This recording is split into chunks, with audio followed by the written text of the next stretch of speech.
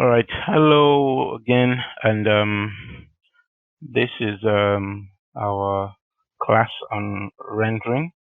All right, rendering is a huge topic by itself. Trust me, we cannot exhaust it, so I'm not even going to try and exhaust it. I'm just going to point you, as I've always done throughout this series, to point you in the directions to start going. All right, and show you a few of the quick things that you can do to set up some basic good renders. All right. Um, I know we have not talked about the camera yet. Maybe I'll just say a word about it. In Maya, you start up with a few default cameras that have been created to help you work the scene. I come to the four panel view. We have the perspective camera, which is a full 3D camera where you can move around your scene.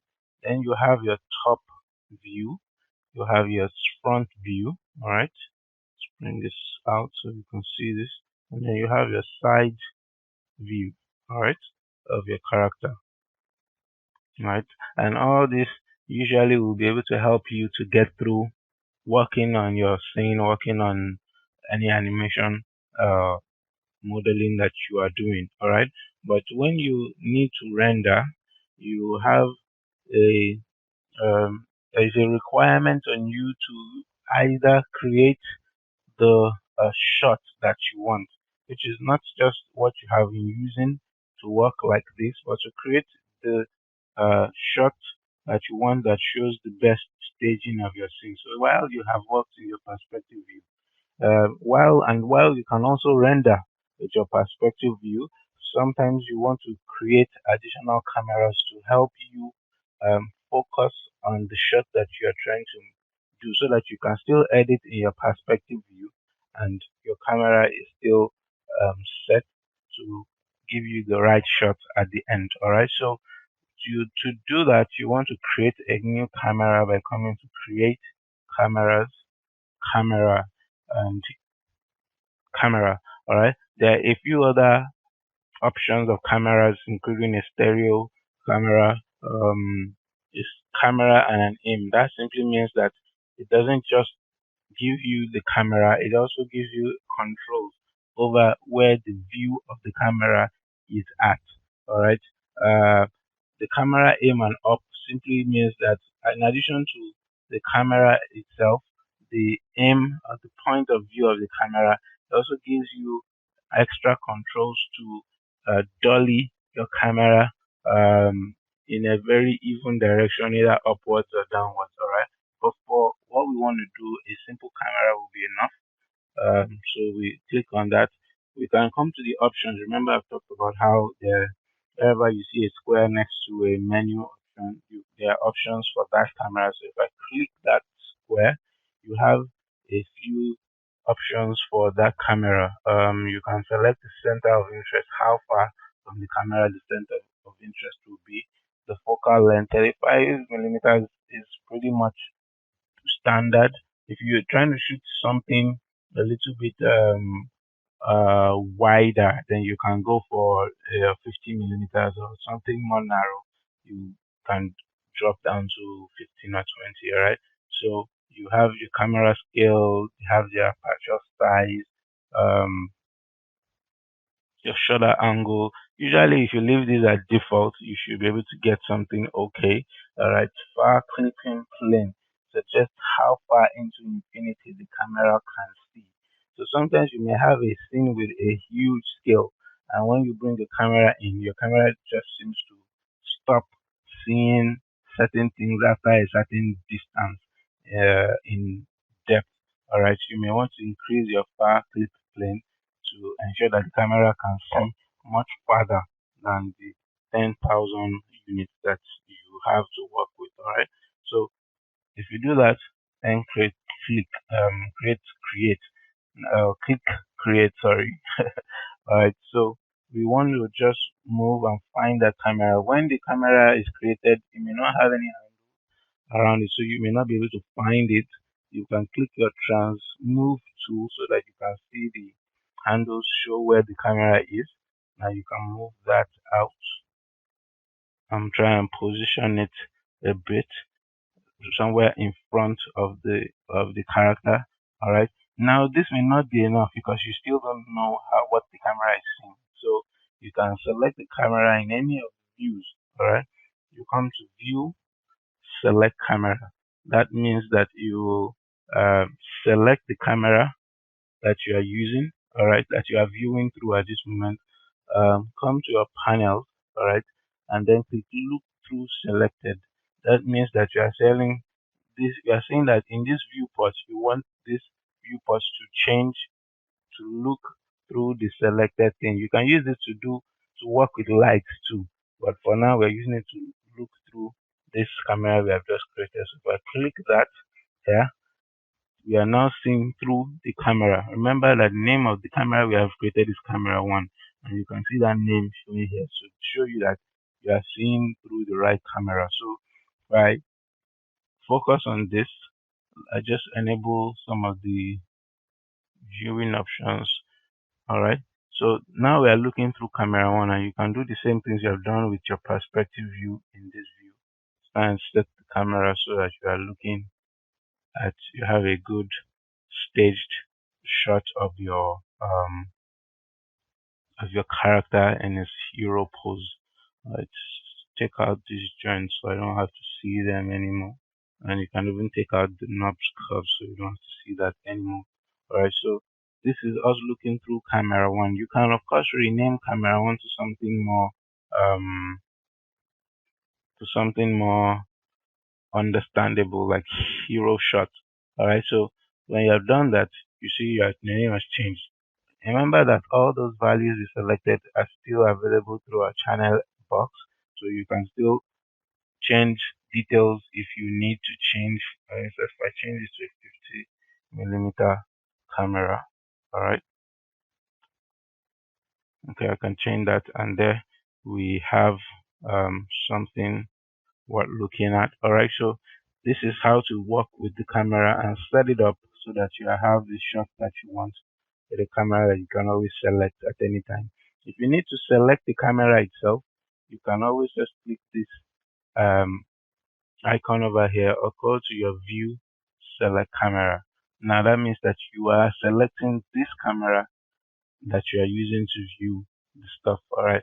So sometimes you want to begin to render and you don't know exactly what the camera is going to render. For instance, if I click on my render button here, there's no way to know how much of this width that it did render. All right.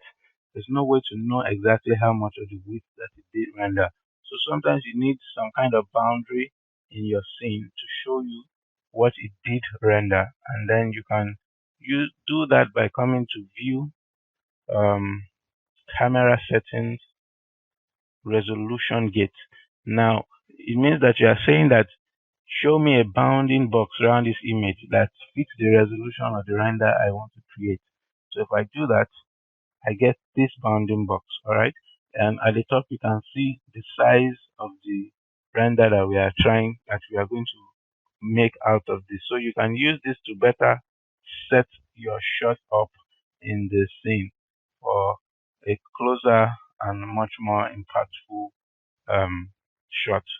All right, so you do this and you have a render set at this resolution. But if you may be asking yourself, how was this resolution selected?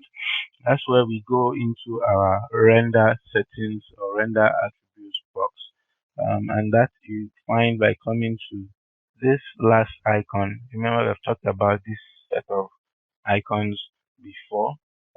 So when I click that, I have this window of options for rendering. Um, this first one simply talks about how to name the file. All right. The second one talks about the image format. So if you want to just render to a JPEG image or a Tagger image or a TIF image or some more complex and uh, formats like OpenEXR that can take many passes in one view. There are options to even load an Alembic format. All right, but that's not for everyone. All right, so you want to just select, say, a JPEG for now. We know in professional circles, you are not. It's not recommended to render out in JPEGs because JPEGs are a lossy format and you lose a lot of the quality in your pictures. So you're much better sticking with a TIF, that is uncompressed, or a tagger image. And if you are really trying to save on space, you can go for even a PNG. All right, but rarely ever a JPEG. Right? But for this, we will just stick with a JPEG, or let me go for a PNG right now. Right? So you select that.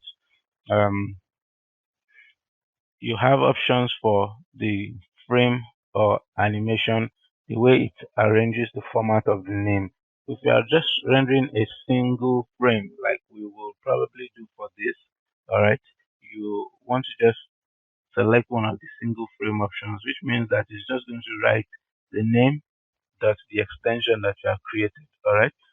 If you are clicking for animation, all right, for a set of frames, as it were, and you want to select one of these other options that gives you options of a hash, and that hash will now be the number or the frame number that you have. So if I select this, I'm saying to write the name of the file underscore the frame number that the extension that you want to use. You can use this. You can use this other formats for animation work, for rendering out animation. So you're using frame padding. Frame padding just means how many zeros or digits to encapsulate each number.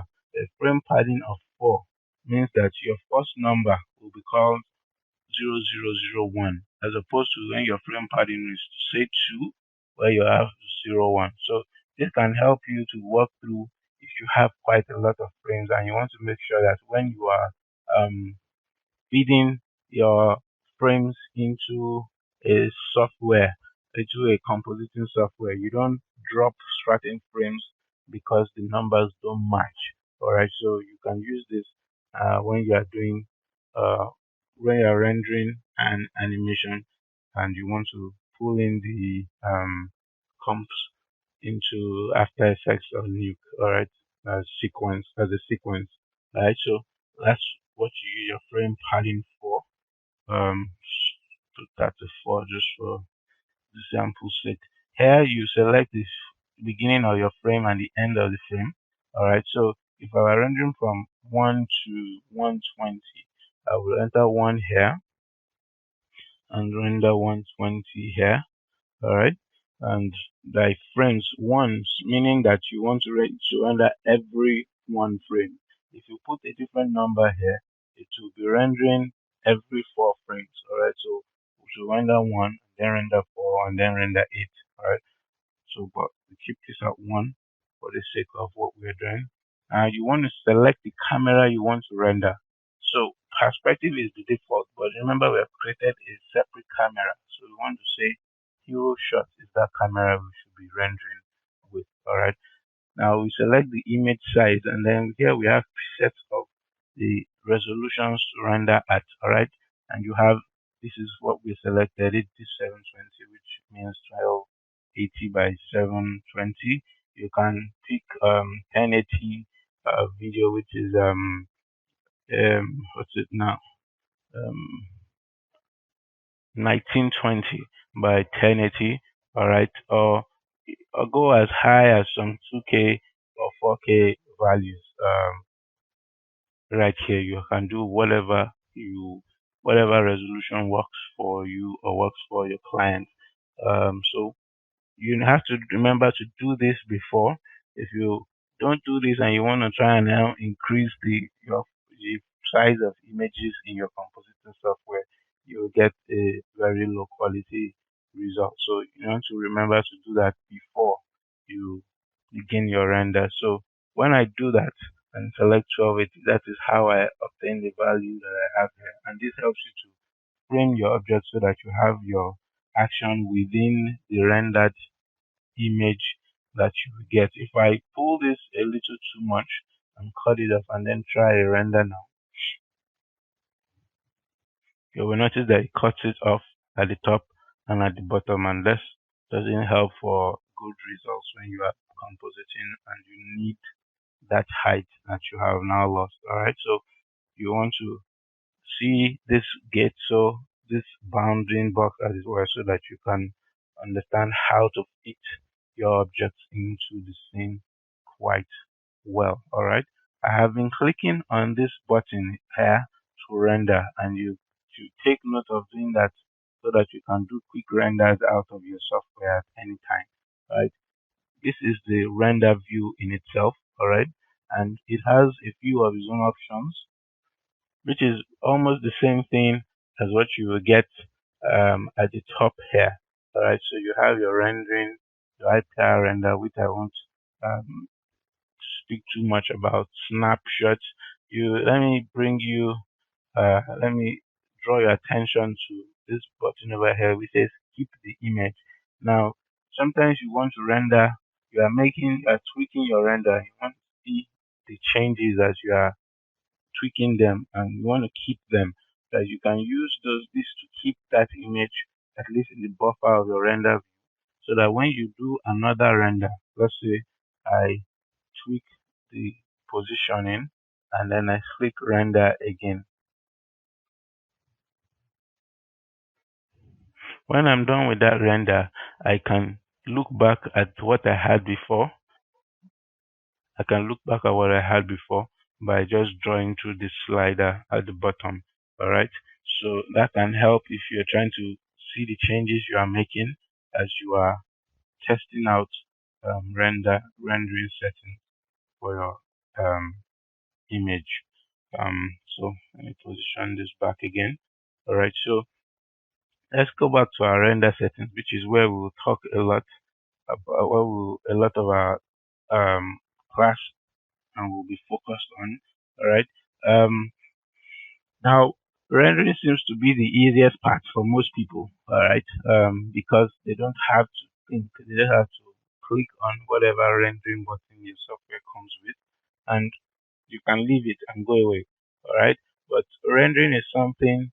It's the place where you add the beauty. All right. And in a way, if you have done a lot of work and your renders look crappy, your work looks crappy, and no one will know how much time you spent if your renders don't look okay.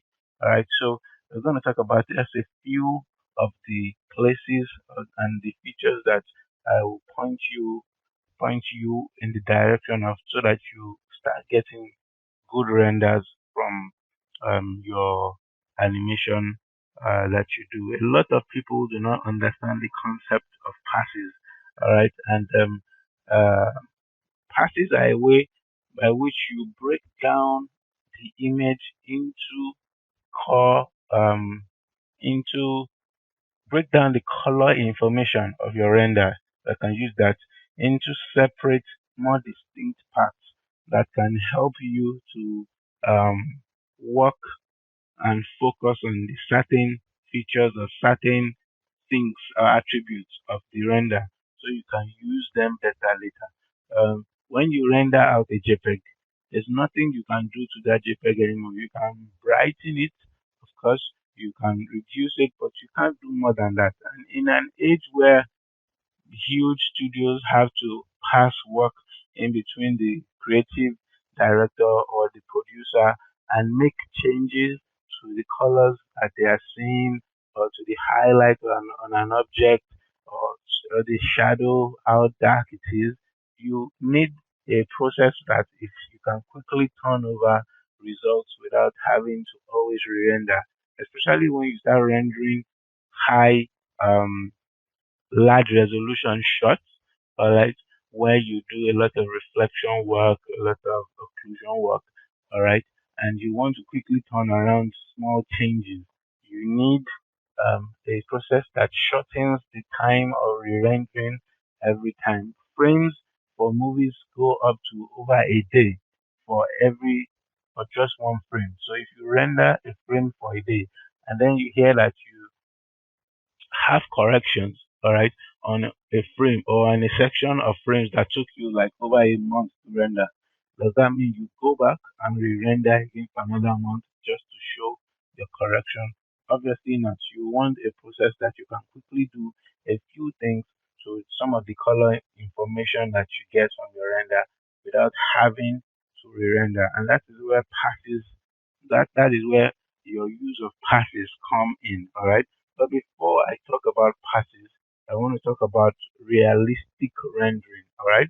And a lot of people just create a few lights in your scene and you are good. You don't care how it really comes out as long as your object is in view. All right. But you sometimes want to focus a little more on how light works in realistic conditions, especially when you are doing indoor visualization or rendering a character that is animated within an enclosed space, and you need light to go around that enclosure and shine evenly throughout the whole enclosure or room. Uh, you need um, better, more realistic lighting information to work for you. And that is where the use of indirect illumination comes in. All right. Indirect illumination is how you get light that is not through from a exact point light source, and you get that light to show or to influence the darker areas in an enclosure and still bring enough light so you can see that. If I can pull up an example for you, all right, um, out of the way. All right, so this is a render without any kind of realistic light technique work being done. Now this is the light source in the room, all right, and this is a color that you see on the wall here. But there's detail here that we cannot see because this light cannot reach this place.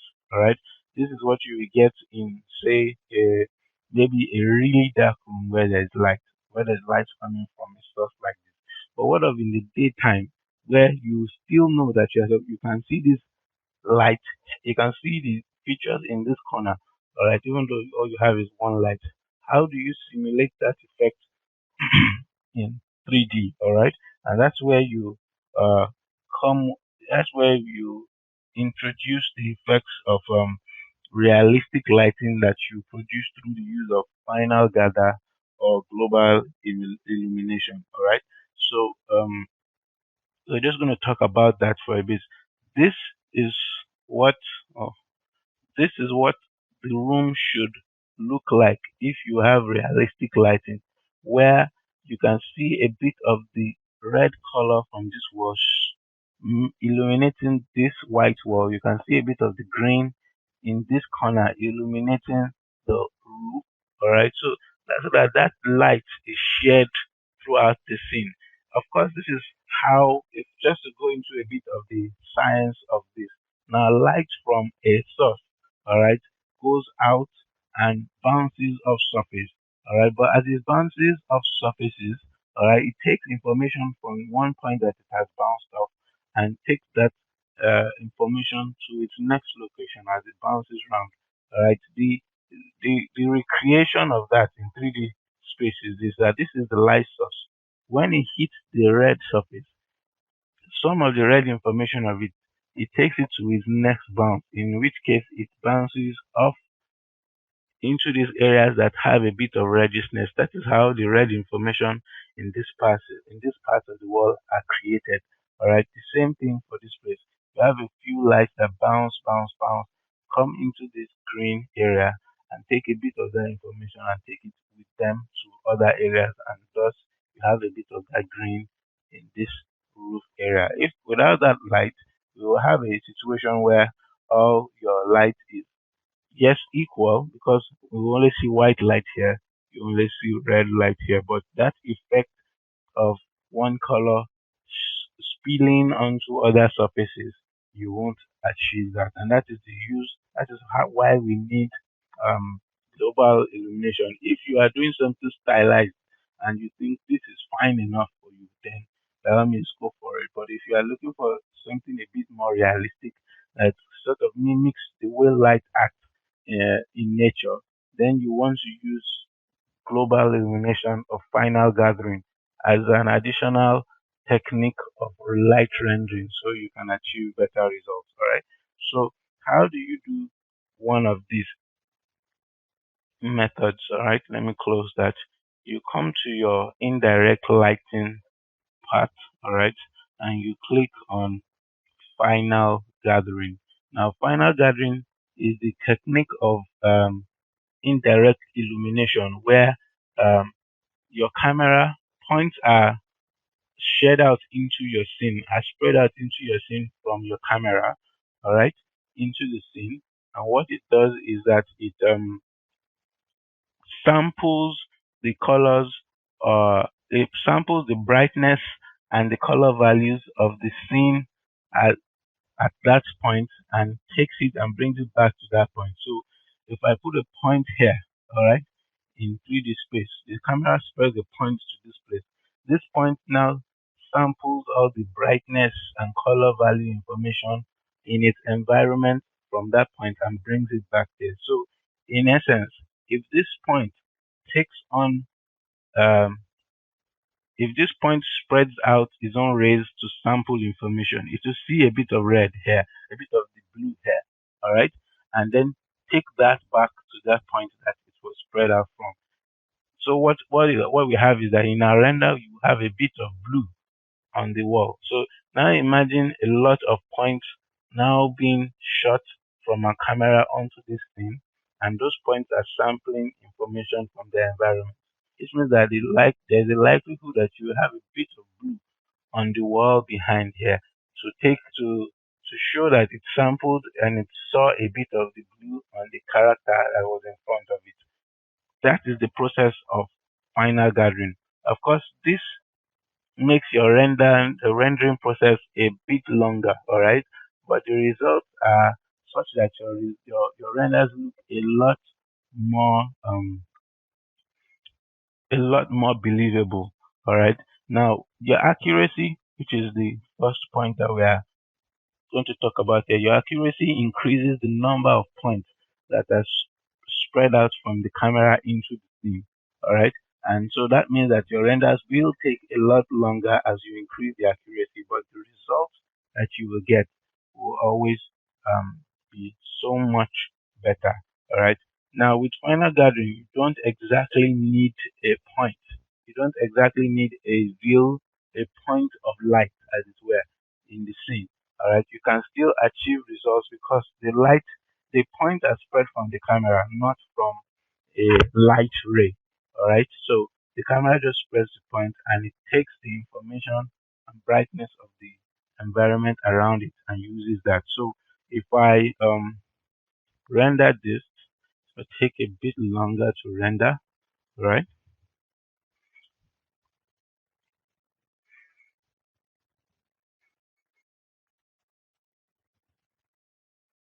Immediately you can see the advantages. You can see a bit of blue on the floor, all right? A bit of blue on the floor. You can see a bit of that blue on the white um, gloves of our character, all right?